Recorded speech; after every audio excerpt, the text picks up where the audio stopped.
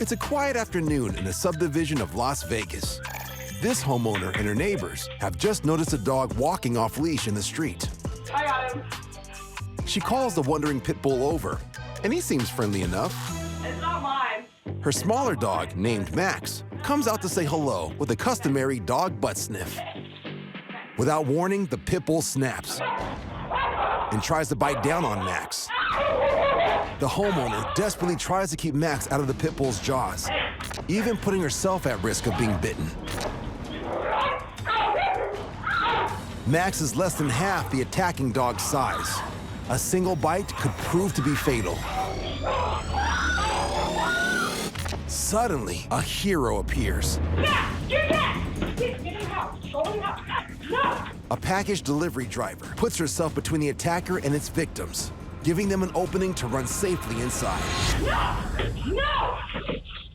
Thanks to this delivery driver, Max and his owner escape with only minor cuts and scratches, proving that not all friendly neighborhood heroes wear capes. Some wear delivery vests.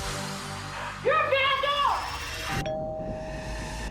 When Kaylee Day, who lives with her husband and their young children in Houston, Texas, witnesses something on her doorbell camera, it changes her life forever. My husband and I were the typical suburban happy couple, married, had kids, until the last year when we were going through couples therapy, just working through marital issues that we had that seemed to affect a lot of other married couples. Nothing like deal breaking, but I do get these gut feelings. He was doing something shady that I didn't know about. When Kaylee's son is sick, her husband suggests that she take their daughter on a planned family vacation, and he stay home with their son. Around 10 p.m., the doorbell camera app goes off. And you know, when you first get the notification, it's just a picture. And so all I saw was two bodies. So I called them and I said, hey, there's two creeps on the front porch. You might want to go check that out. And I start to watch the video. And I see my husband and his coworker on the front porch. My stomach dropped, my heart sank. I didn't really know what to think besides what the heck is going on in my house. And I realized that it was him and his mistress on our front porch, and they were kissing. He grabbed her butt and then said, and I'm just really angry and really sad. I was disgusted, and I feel like I don't know the person that I even married. So I immediately called him back, and I said, it's you and your coworker on the doorbell camera. He denied it for a good 5 to 10 minutes till he finally confessed that she was over. What's more, when Kaylee looks back at the door cam footage, she sees that her husband tries to cover up his lover's arrival.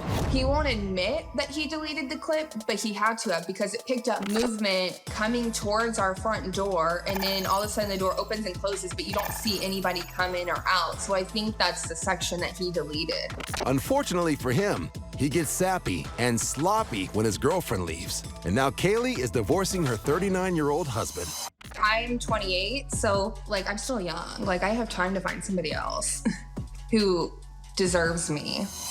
But I feel like I got the best revenge, because when I uploaded the footage online, I was expecting to get maybe 5 views, and I have amassed over 7 million views on it. So I kind of feel like karma worked pretty instantly this time.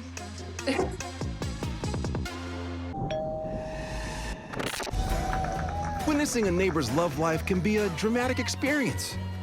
From the highest highs, like a moonlit dance on a rooftop, to the lowest lows, like breaking up in front of the neighbor's cat. But sometimes, breakups can be a matter of life or death. Oh my God. 2 construction workers are witnessing a couple's fiery breakup in a multi-unit building. The man behind the camera is working for the neighbors across the street. When he hears the couple shouting, he starts recording. She about to hit him, bro. Oh, he said he gonna beat out of her. Oh my God. Oh my God, he just threw water on him. Going down. Despite being doused with water, the woman's temper continues to flare.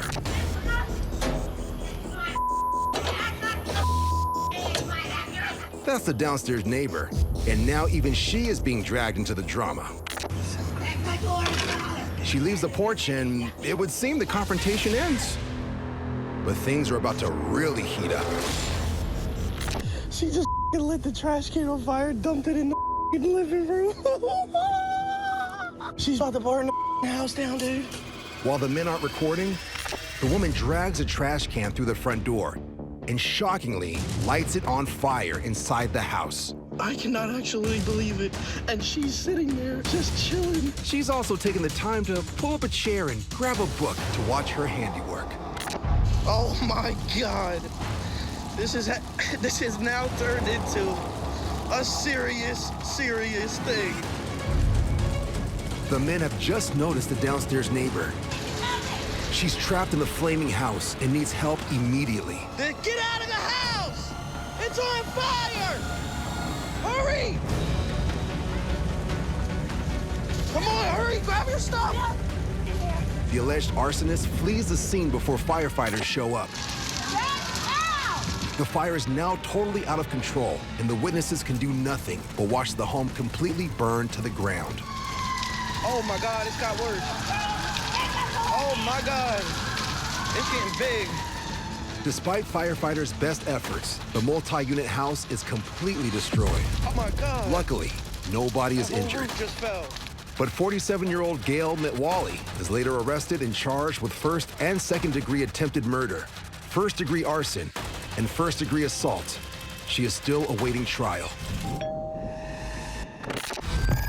Fighting over parking spots in New York City is not uncommon, unless there's only one car in the fight. In Brooklyn, a driver is filming a mother-daughter team who are trying to hold a parking spot without a car. Got two females physically blocking the parking spot. Police on the way. Report all the you You're the want. oldest one here, right? You're gonna fight him? No one's In front of gonna your fight daughter? him. No. Is that what you're gonna do? No. The cops soon arrive to take charge of the situation. Sensing they're losing this fight with the NYPD, the women try a different tactic by claiming the driver hit them. Report all you want. You would have hit the Did you daughter. say I- Yes, it's my daughter. Did you say I hit you? My daughter. It is. That's no good. That's not good. Why? Did you say I hit My you? wife had the parking and put me with the car. That's not good. My car has cameras, ma'am. I didn't touch you. My car didn't touch I you. hope that happens to you. Your daughter day. Watch. NYPD hears enough and steps in. First of all, this is done. That's one. Yes. Two, you cannot hold the spot for anybody. All right. Okay? You understand? I'm speaking to you because your daughter obviously doesn't have no respect, so I'm not gonna speak to She her. respect. Okay, I'm talking to you. You're the adult, right? Yes. Okay. You're not legally allowed to block a spot for anyone. You understand? That's not good. The daughter just spit at the man filming, but the officer notices. Do that again. My nail All right. broke, sir. All right, do me a favor. Tell your daughter to go first. Having attracted the attention of her entire block, Mom is now justifiably embarrassed. Do you understand? No. I'm not worried. Trust me. I'm not worried. Everybody the same dog. All right, well, you're not allowed to block any spot. The parking space princess can't resist one parting shot. You're in public. It's You can be. New York State law. You can report anybody in public. Thanks to the patience of the officer, this mother and daughter avoid getting arrested and learn a valuable lesson. In the fight for parking, the one with the car wins. In Saginaw, Michigan, a local manager yells at two girls he's just thrown out of his store for shoplifting. A nearby shopper begins filming as one of the girls' mothers comes to pick them up. But the manager isn't done with the neighborhood teens just yet. I don't care if you sold it or not. How dare you? Those children. Listen, I'm not done talking to you, lady. How dare you teach those kids to scream at your elder like that? As he gets angrier, the manager goes from friendly shopkeep Don't you ever come in my store again. to a screaming disciplinarian. You should be embarrassed. You should be sorry. And how dare you say something to me about cussing and you are teaching them children how to speak to your mother? Before the manager walks away, he lifts a can of the air freshener the girls tried to steal. Get yourself together. And he sprays some at them. Call them, send them up here, bitch. Call them right now. Call the police. Call them. Because, bitch, I'm crazy. She's pregnant. I don't give a She's pregnant. Bitch, what I want you to do is do something. I will whoop your ass. The alleged shoplifters get in the manager's face, but he seems unfazed, even as they feign injuries. Hey, you may I'm not the one. You may her. I can't see. And they're gonna believe a bunch of I things. can't see. The manager eventually walks away, and the girls leave, but not without some parting remarks. Later. You are going to jail. The police are called, but no charges are filed against the manager or the alleged shoplifters. And although the manager is fired, days later, his meltdown goes viral, and he briefly becomes a celebrity in the neighborhood, allowing him to steal something of his own: the spotlight. It's a beautiful day in the neighborhood in Costa Mesa, California. Perfect for cruising around in the sunshine. But for these unlucky teens, one grumpy neighbor has come along to darken the mood. You're dumber than a box of rocks. You're not wearing a helmet. I'll call a cop on you, buddy. One. All right, go for it. What did he do wrong? He's doing 50 miles an hour. According to this guy, the speed limit applies to everyone, no matter how impossible. 50 miles an hour. On a bike? 10 miles an hour. He wasn't, just drive off. Sensing serious discipline is needed, the man raises the stakes even higher with an ominous warning. What do you do? Sons of bitches.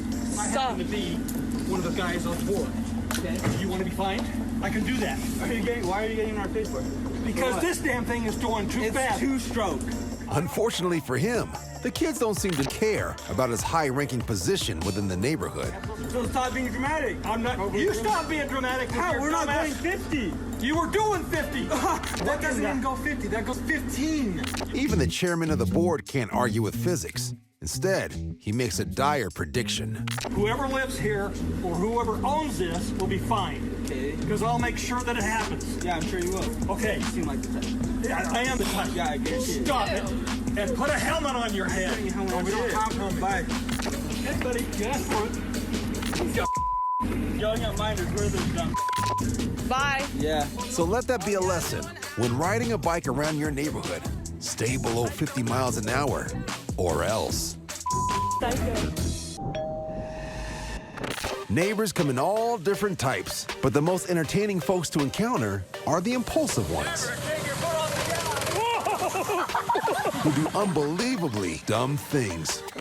Like this daredevil, who should be alarmed by the sight of ice on his pool, but instead, he invites his neighbors over and asks one of them to film the action with his drone. As he breaches the side of the pool, it releases thousands of gallons of water, creating a perilous situation for this adventurer who is standing on thin ice.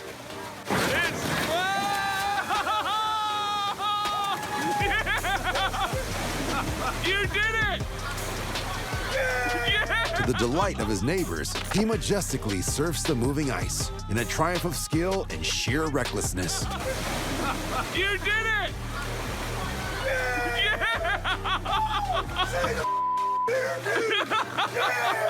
And to top it all, he even manages to save his beer.